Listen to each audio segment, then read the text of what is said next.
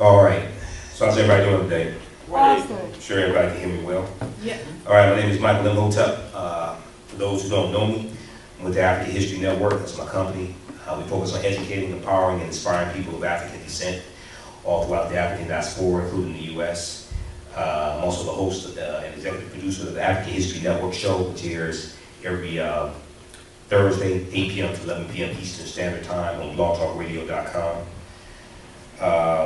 So today we are dealing with the Willie Lynch speech, family structure, independent woman, things of that nature that have emanated from the Willie Lynch speech.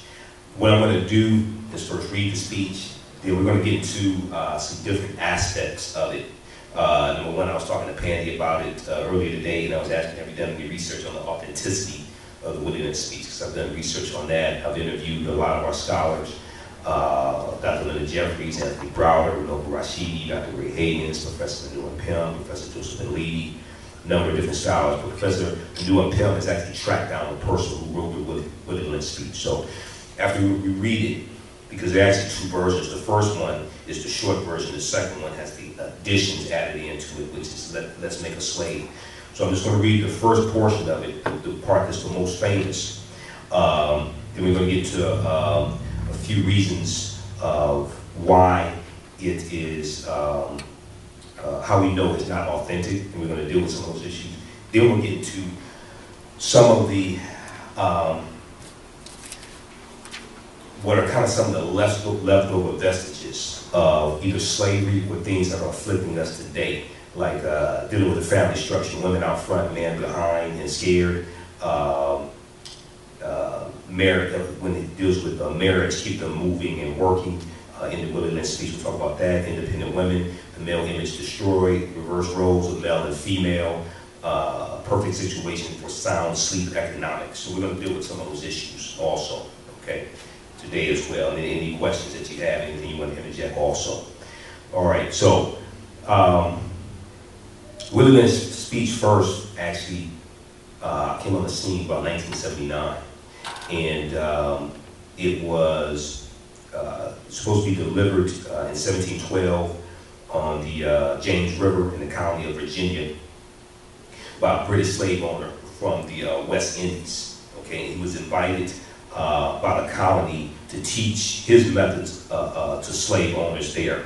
And it said that the term lynching was derived from his last name, Lynch. Okay, so let me read this to you briefly here, the letter.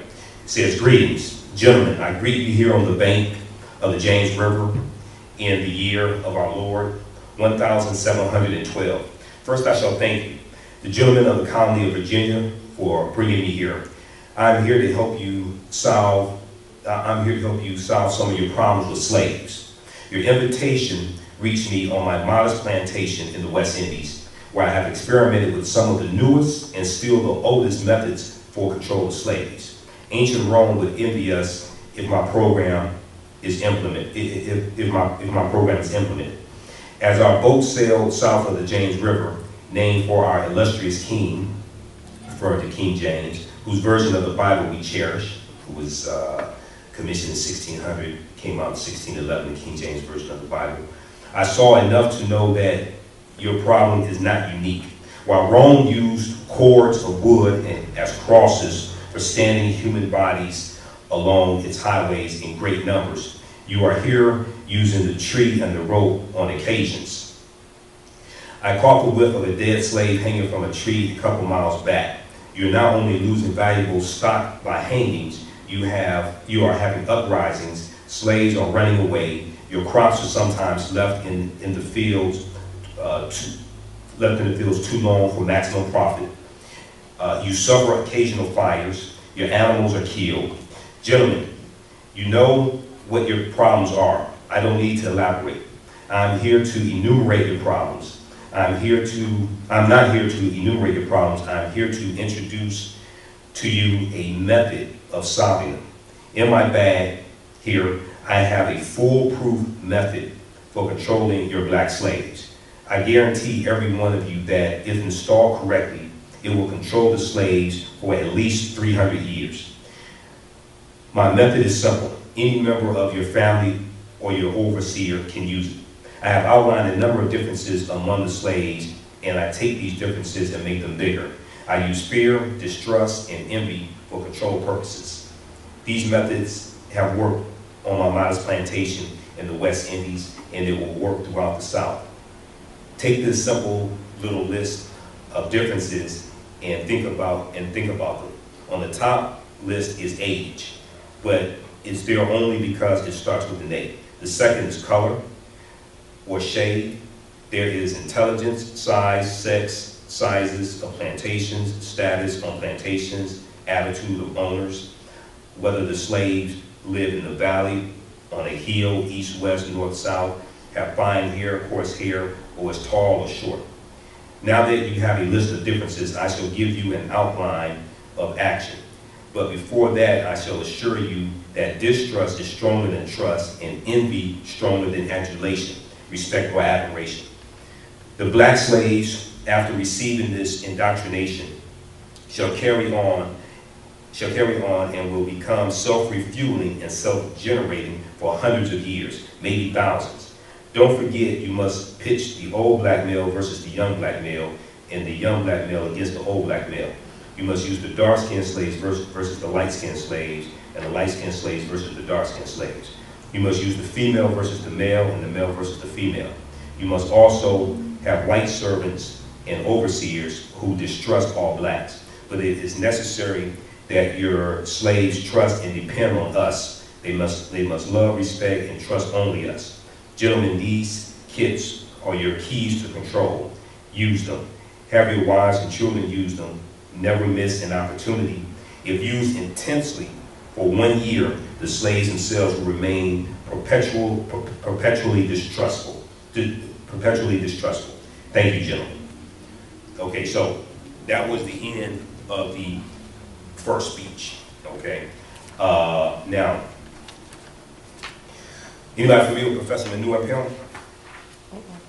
You want to check out his website, manuandpimp.com. Can you spell it? I'm sorry. MANUAMPIM. Okay. And I've interviewed him 3 times on my show. The brother is deep and he does some extensive research. But I was going over, I talked to him about this on my show before, and he told me he actually did some research and tracked down a person who wrote the Willie Lynch speech. We went over some of the reasons why it's now authentic, and he talked about why they got created. Also, he actually talked to him. So I was reading over some of his essays this morning dealing with this, and he went deep into it. So I'm gonna do a few of these reasons, then we're gonna deal with some of the aftershocks of slavery, because the subtitle of this lecture is dealing with post-traumatic slave syndrome.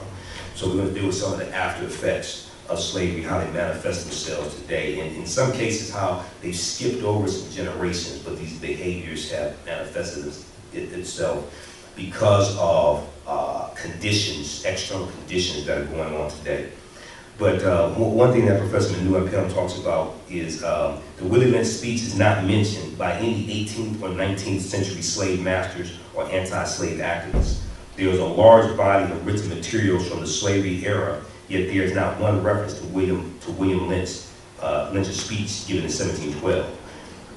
Also, you have narratives written by former slaves, Frederick Douglass, Nat Turner, David Walker, Maria Stewart, Martin Delaney, Henry Garnett, Richard Allen, Absalom Jones, Francis Harper, William Wells Brown, Robert Purvis, and none of them mention the Willie Lynch speech at all.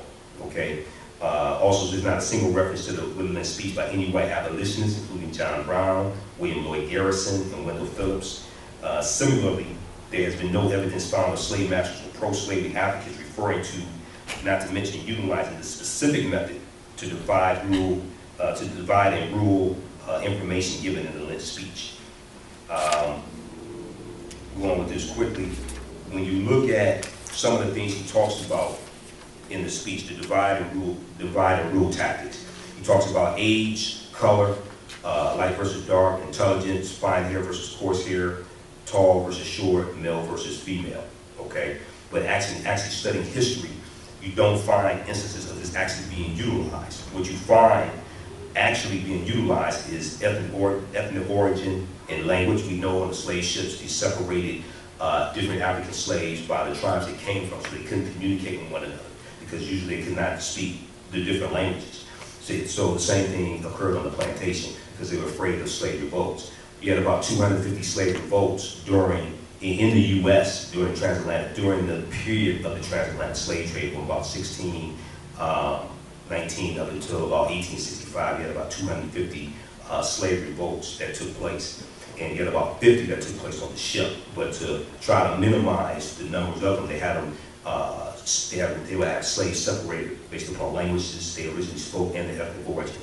Also, you would have division based upon those who were born on the continent of Africa and those born here in America. Some of that still exists to this day, okay, and we don't understand why that exists, but a lot of it has to do with the interloping of Europeans trying to pit the two of them together. You had occupation, house slave versus field slave, that was actually used. A reward system for good behavior, okay, in 1710 in the colony of Virginia. Dr. Carl Anderson talks about on Black Labor, White Wealth, he talks about merit towards manumission was created. Merit towards manumission was a reward system, and it was used to control slaves. So a slave could gain their freedom if they squealed on another slave who was maybe trying to escape or something like that. If they made an invention, created something that the slave master could benefit from, or if they risked their lives to save a white person from somebody who, like a black person, was trying to attack them or something like that. Those are different ways. That was called merit towards manumission. Those are different ways. That was a control system that was implemented. Also, the slave codes were implemented in 1705, which regulated, they had laws to regulate what slaves could do, what they couldn't do. Couldn't own weapons, couldn't own property, couldn't read, all different types of things like that. Those were the slave codes. All right, next you have class status. That was implemented. And then you had outlawing of social gatherings. Okay, at first, the slaves weren't Christianized. There was a debate between one school of thought and the other school of thought, whether or not Christianity would be beneficial to them. Some said they had no souls, it's a waste of time.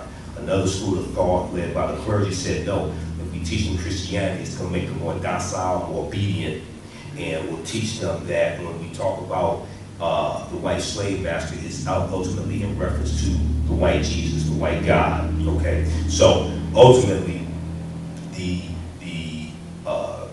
school of thought led by the clergy won out, and that's what was implemented, all right? But originally, you had to have, when the church sessions would meet, you had to have at least one white person present for it to take place. Okay, so if we look at some of the language here, just quickly, just a few quick things, how we know that this was written in the 20th century and not the 18th century. The word foolproof, okay? Foolproof is a 20th century term that did not exist in the 18th century. When they refer to black slaves, the capitalization of the B in black, that wasn't utilized in the 18th century in referring to African people. That's a 20th century thing.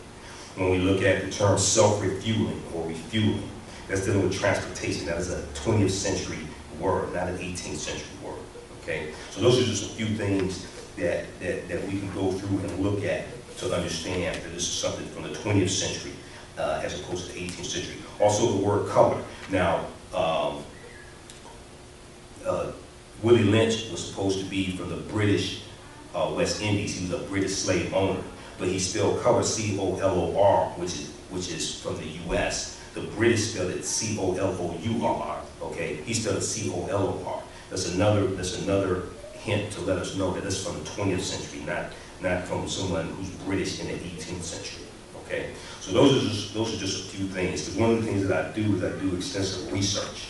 So anything that comes across, I want to research the history of it, the pre-existence of it, I want to determine the authenticity of it.